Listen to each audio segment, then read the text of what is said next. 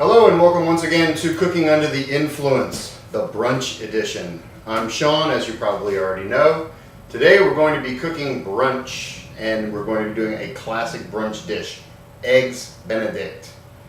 Sounds great, it is great. One word of advice, take an extra cholesterol pill before we do this. But first, before we start cooking, as all good chefs know, we need a drink. Today's drink, mimosas. I've got some champagne left over. It's been uncorked for a while, but look, it still sparkles. Sparkle. I'm just going to use enough orange juice to color it. You don't need to fill it up with orange juice. Ah, delicious. Mimosa.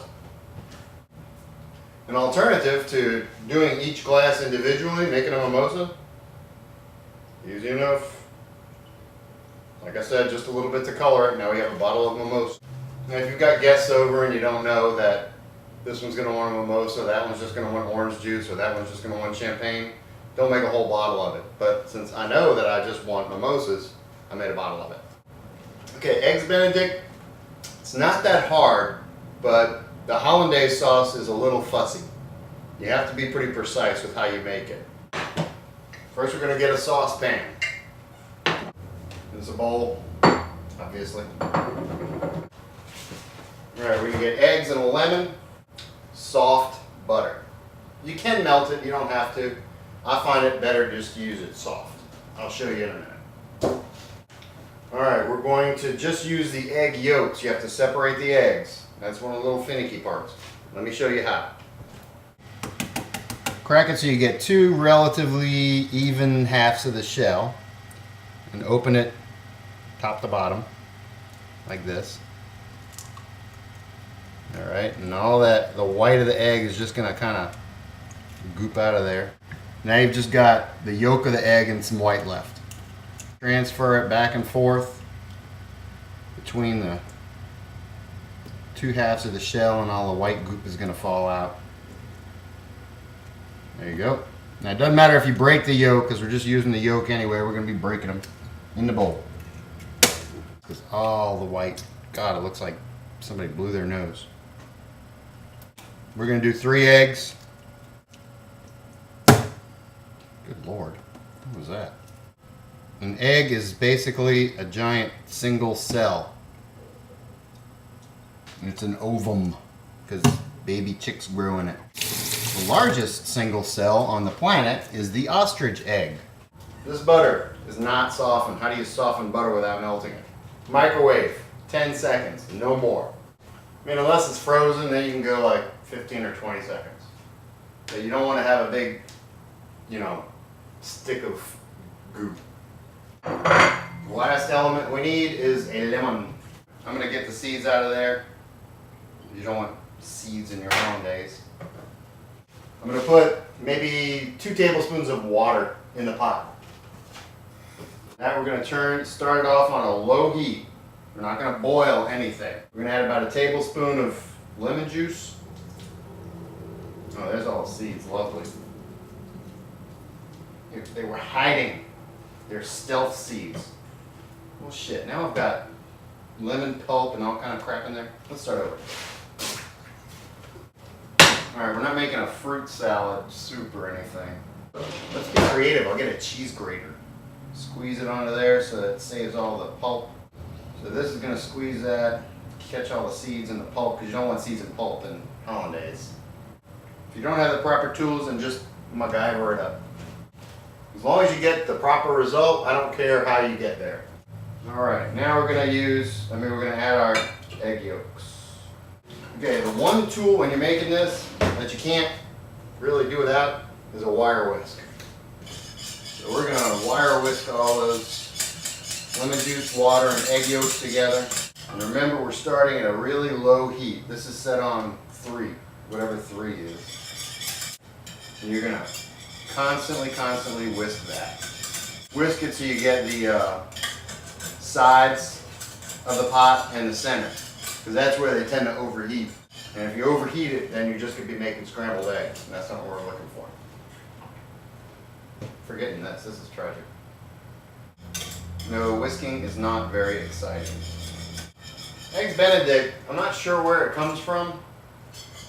I had to research it to find out the origins of it.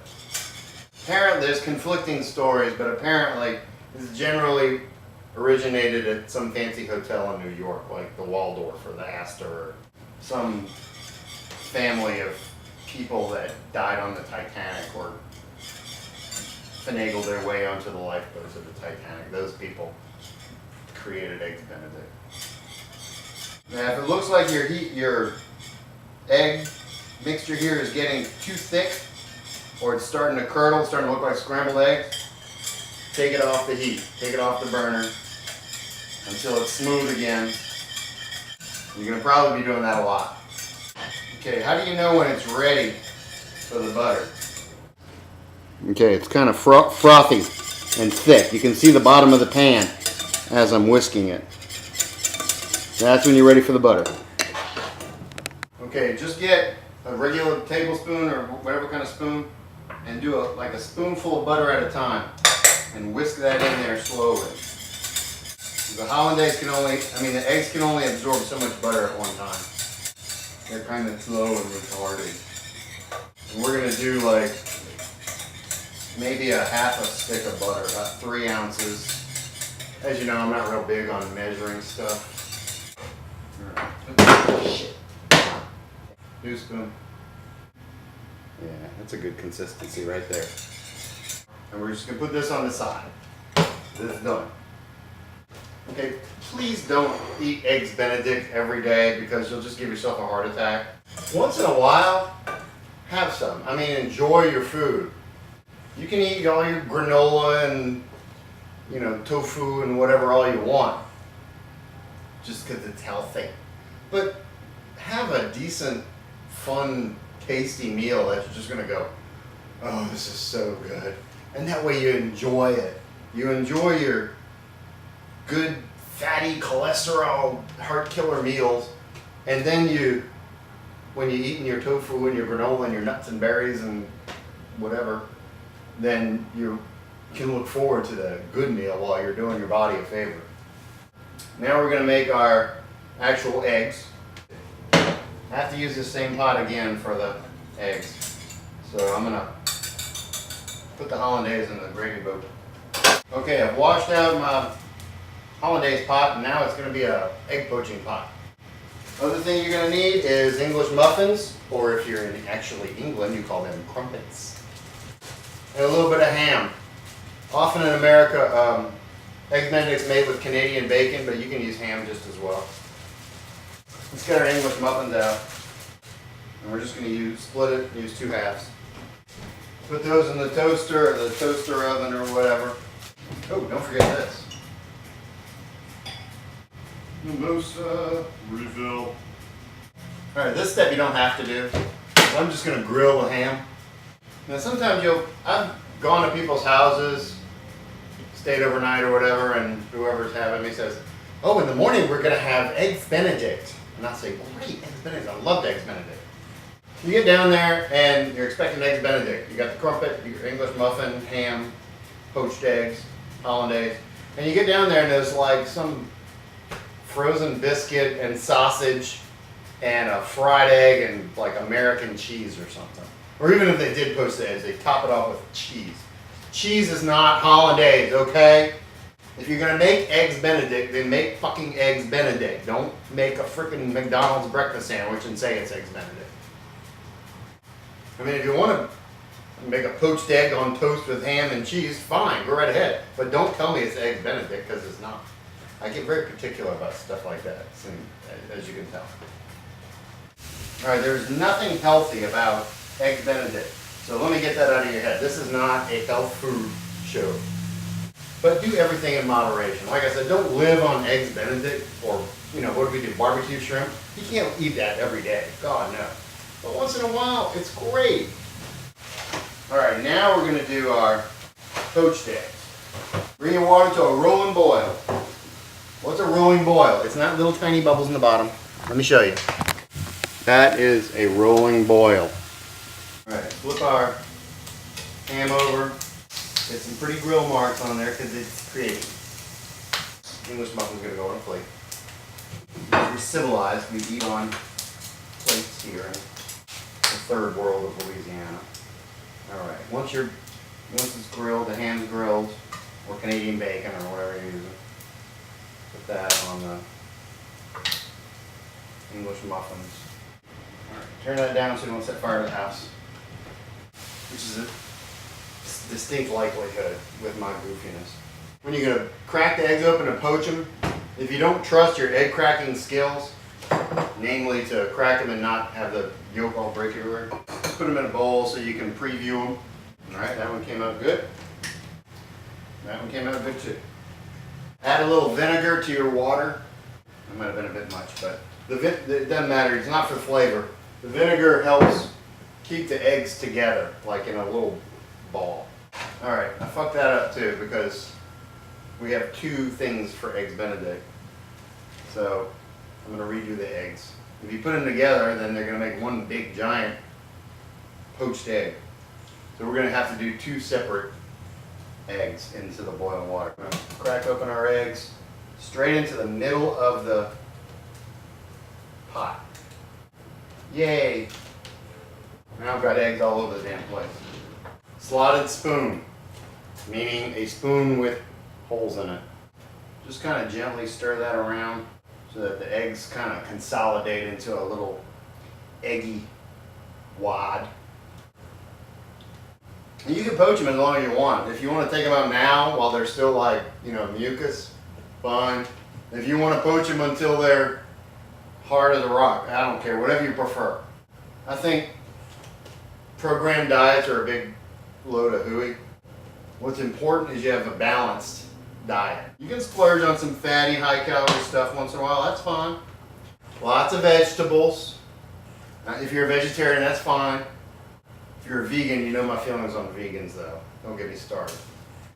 Once your eggs are to your degree of poachedness that you prefer, then you should take a swig of champagne. Now we've got our poached eggs. Oh, fuck. Take it out. Kind of let it drain because it's all, obviously full of water.